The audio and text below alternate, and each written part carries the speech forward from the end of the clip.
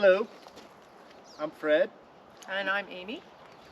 and we're here today to give you a little bit of an introduction about what we want to do with Amy's new van here that she just got. Pretty excited about. Yes. Yep. Can't wait. We're gonna build this van out over the next couple months, and thought maybe we'll take a moment to kind of talk about what it is your goals are for it, and see how you configure the van as we move forward, and take this over to Dave's shop, who you folks will meet later, and get going on the project. Yes. How many miles about do you have on it now? Just shy of 200. Just shy of 200, so it's brand new. Brand new. Yep. 2021 Ford Transit van, all-wheel drive. It's got the big EcoBoost engine to it, and a few other things that we can talk about later on as we that I added to on top of the basic Ford Transit cargo van that I was looking at. So lots of stuff to talk about. That's right. They have lots of options that you can configure this with, and we gave that a fair amount of consideration before you placed your order. Very much so. And the all-wheel drive was very much an important for being out here, and the West for having the ability to drive through snow, rough roads, mud, slush, all that stuff. The all-wheel drive was a very important part for me. Yeah, absolutely, because as you folks will maybe get to know here in some future adventures, if you decide to post them later. Yes. Amy here is a bit of a backcountry badass, long time recreator here in Durango, and you definitely like to get out in your ski adventures and Yeah, as well as and travel. Yeah. And or, yeah. So I'm looking forward to doing this whole big build. And do you have a paddleboard? I do. You Yes. do? Yeah. So paddleboard as well? Yep. So we want to be taking that in consideration in terms of the rack and things of that nature, that Yep. storage we put inside. Mhm. Yep. So we'll Yeah, get for after that. skis, and then the dogs. I've got 3 big Labradors that have to go with us. So, yeah, it's all inclusive, and you know, when the doors close and you hit the road, everybody's on board.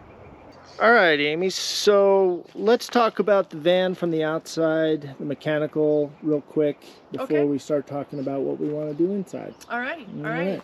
So obviously, passenger seat. I added on the longer mirrors just for a little better ability to see with. Front seat. Both seats are swivels, so this seat will be able to swivel around, as will the driver's seat. Let's see. In here is another little option for fuses and access to more fuses off of the driver or the passenger seat. And then underneath the passenger seat is where the extra the jack and other implements to change tires with sits right in there, which is kind of convenient for instead of having to pull things out. There is the spare tire that does live underneath, so but this is nice accessibility to get to the jack and all of that stuff. Yeah, and that fuse box, we wanted to get that in there right from factory so that we don't have to basically hook up our own. It's Right. nice and clean, and we can run accessory electronics right to that fuse box. Precisely. Yep. Yeah, and then this is where the jack lives, down underneath there. So very nice accessibility for that instead of having to pull up floors. Yeah, nice and clean. Yeah. Let's go around the front first, if you would, Amy. Okay. I want to try and... All right, so the front side. Nice huge window. You feel like you're in a fishbowl when you're driving. Yeah, the visibility I noticed is really nice. It's on the incredible. inside. Yeah. I feel for a bird that hits it. Again, another nice long window. I put in a keyless entry because I am famous for losing my keys while skiing. So it is nice to have that option. The front door, again, the driver's seat swivels. This is where they have fuel, which is kind of nice because it's quite hidden and it's really hard for anybody to try and get in there and steal. So that was pretty slick. Took me a few minutes to figure out where that was. Let's see, what else? And you're happy with the driving position and comfort level so far? Yes, at the this point? seat is quite adjustable. You can move it around. I can also make it taller, lower. So depending on how I want to sit in the driver's seat, it's quite customizable, to say the least. Let's see, what else? Eventually we'll put a window here, which will be on the bed side of where I'm going to put the bed, which also will help me when I'm backing up. The backing mechanism here, I've got a great backup camera in the back, which kind of gives me ideas of which way to run with things. So it's really easy. And then these small little mirrors off of here are great for that little blind spot that always seems to sneak up on you when you can't really have a window to look out of. Yeah, yeah. So that's really nice to have. They're pretty large blind spot mirrors. Huge. Which is really Yeah, nice, very much so. And this is the mid-length 147 inches for length, which is lovely because it gives us room to work with, but it's also not this Sherman tank length that I can park this much easier, of sorts. Yeah. Back doors. This is kind of cool. These are huge doors, big windows. So put the EcoBoost so when you come to a stoplight and you're stopped, the engine turns off, kind of holds, and then when you go to accelerate, the engine comes back on, so it's better for emissions and all of that. Oh, I see. You got the start-stop technology. Yeah, into yeah, it. which was a bit unnerving initially. Mm-hmm. It was like, oh my God, the engine just turned off, and really it didn't.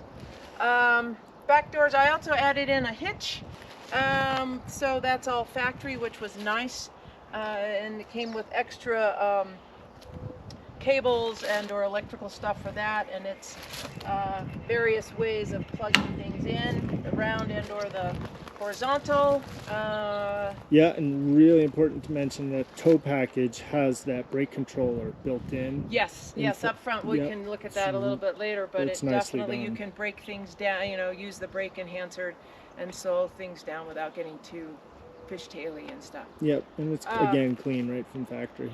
Yes, yes. Doors are pretty straightforward. The nice thing about these doors is that with this little deal, I can then open them so that they are flush to the side, which lends for a little more ability to get in and out, especially as we're building this. It'll be nice to have the, lot more room to be able to get in and out with.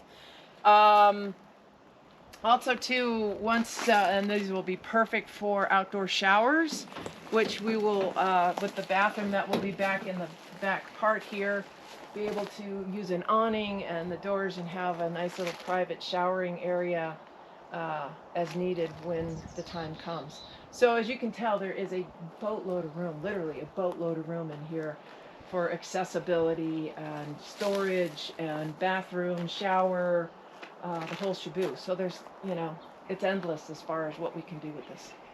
What else? It certainly is. Like, let's get on with that, Amy, with what your goals are. Do you want like a super deluxe long-term build here? What's your goal the whole for idea this? was to keep it as simple as possible. I am not someone who likes to tinker with, I didn't want complicated entity. I don't want huge water tanks. I wanted to just be able to, like, if it gets cold, I don't have to worry about anything freezing. So the idea is to work out of 5-gallon water jugs as it works, and then using propane to heat. I have a water system for the shower and or for hot water, which is very straightforward, and we can show you that later on. But I did not want the bed across. I wanted to have a couch so I could look out on the side door, and a very straightforward, easy galley, and we're going to do a composting toilet and kind of enclose the bathroom so there's privacy, but again, not a lot of fanfare and not a lot of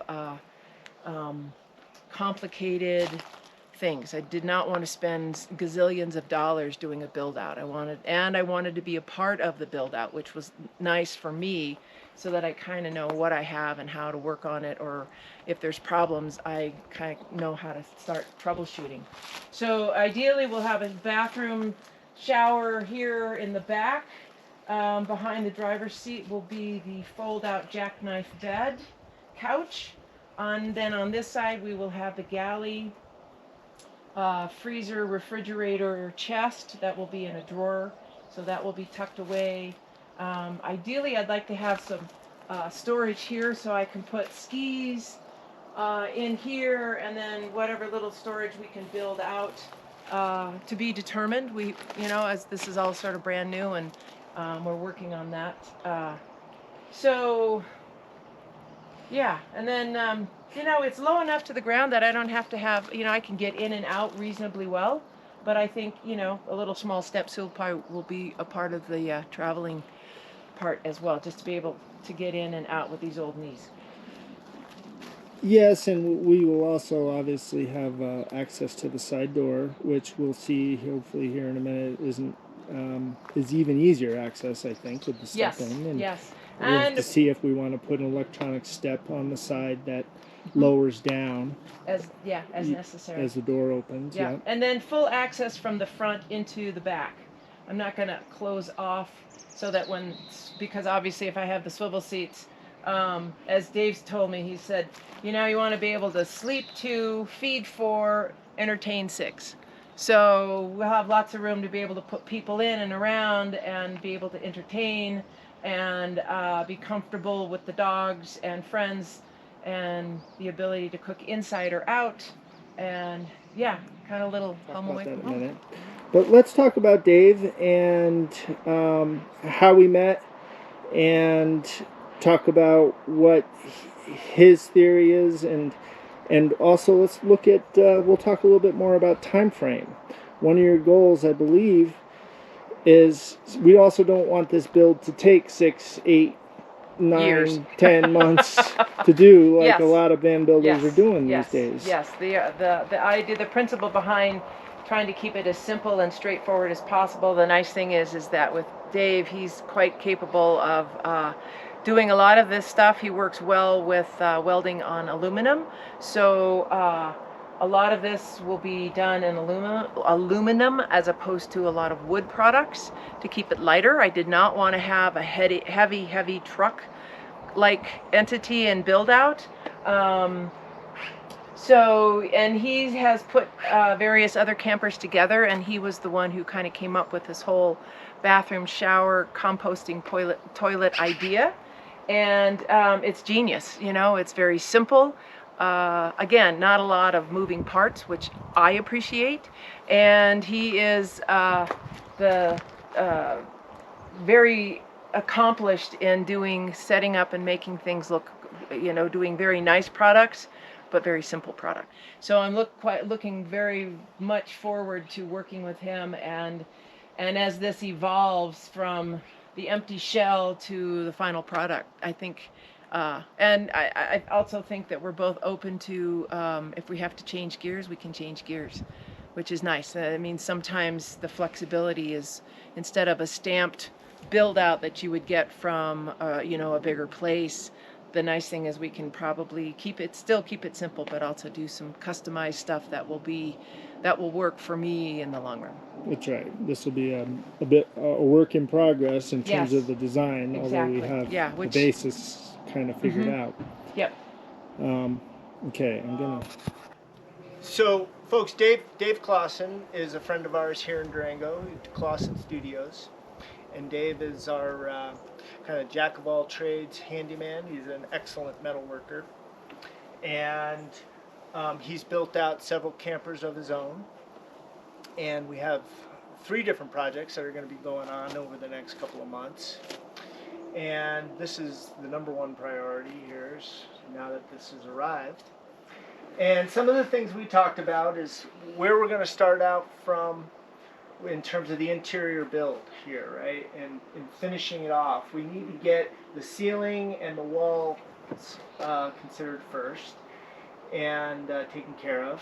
And one of the initial thoughts is whether or not we want the walls to be insulated or not, or by insulated panels. And what Dave has explained is that there are kits that are available online that have essentially pre-configured prefabricated panels that we can do for the interior and not have to spend a whole lot of time or a whole lot of effort in finishing off the interior in a custom fashion. We can get the walls and the ceiling taken care of. And we can have options on whether or not we want to buy insulated panels or non-insulated panels, in which we would insulate after the fact or during the fact as we put the panels up. And so Amy, I don't know if you have thoughts on that. The prefabricated insulated panels are a bit more money, but might be cleaner. It's going to be a matter, I think, of assessing the R value and versus our alternatives of maybe stuffing all the void spaces with fiberglass and or using wool. Yeah, there you go. It'd be a great option. Possibly some foam panels, backing. So we'll have to look at that and figure out in the next week what we're going to do regarding those panels and see what kind of finish you want. No matter what, they'll probably be of a lightweight poly material. Easy to clean, easy to put up.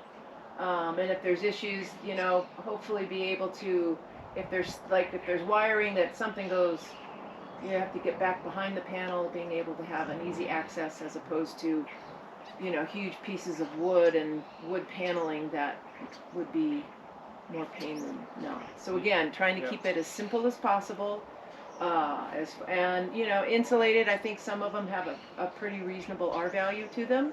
And I think it'll also come down to how simple and what we need to do. And we may need to do like insulate some places with a little more insulation, maybe back behind where the galley is or in and around the bathroom. And then the rest of it may be just being able to put the insulated panels up and not have to get too carried away. But again, that, you know, once we get a feel for what panels we want to put in, then we can kind of decide from there. So lots of, you know, the options are huge, which sometimes is a bit overwhelming. Right. I think everyone can identify with that at some point. And of course, we'll have lots of flooring options. I think it's important to mention that while you want a simple build, and there are ways we'll accomplish that, you also want a very capable build. So what we're looking at doing is you want a fully capable, full working kitchen. And that's going to involve, obviously, running water. And the fresh water, as we talked about, will probably be with portable tanks that we swap out. We got the hot water system all figured out from Julka.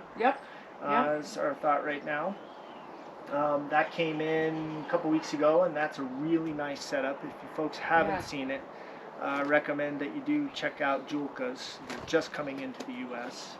That's all. There's various ways you can purchase it all the way. And it's pretty cool. It is. And very versatile. You could even take it out and you can put it in the back of your pickup in its own self-contained crate and still have a shower and hot water out in the bush if you want it. Totally. Kind of thing, right? So that we'll have gray water for the runoff. We'll have a gray water tank, and we'll have fresh water with the portable tanks. But besides that, the nice thing about the composting toilet is that we don't have to worry about a black water tank on it, which is really nice.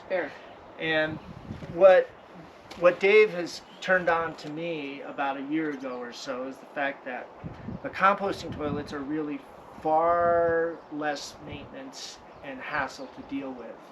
It's the water that you need for a running flush toilet, a running water flush toilet, that really creates the majority of the sewage, for lack of a better word, and the majority of the waste that you have to deal with and get rid of. If you have a composting toilet, it's much cleaner, much more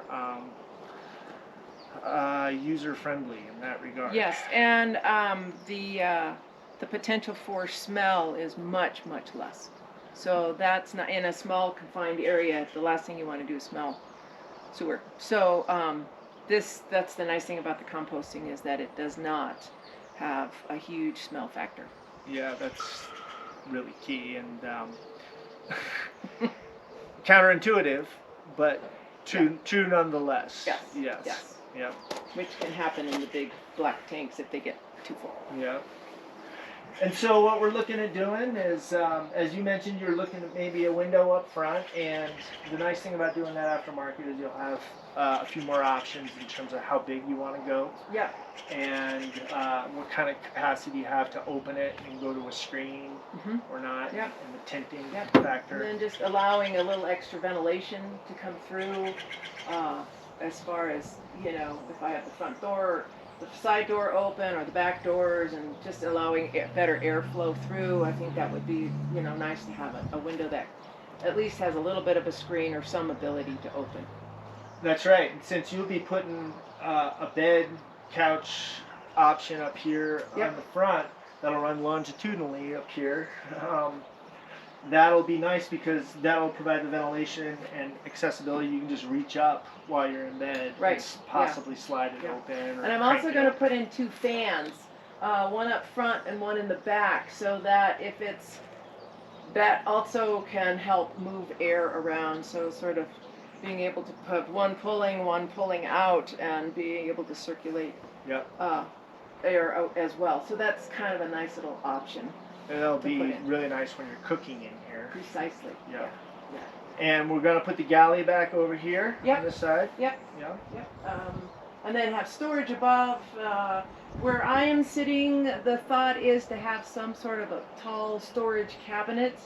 I'd like to be able to put my skis in if I go skiing somewhere, and then be able to just sort of stand them up in that, and then come summer when I don't have skis, have shelving that can be removed and then put back in, so that I can then have storage for the summer. And then we also talked about having the accessibility not just from the back, but from inside as well, to open and get to that storage.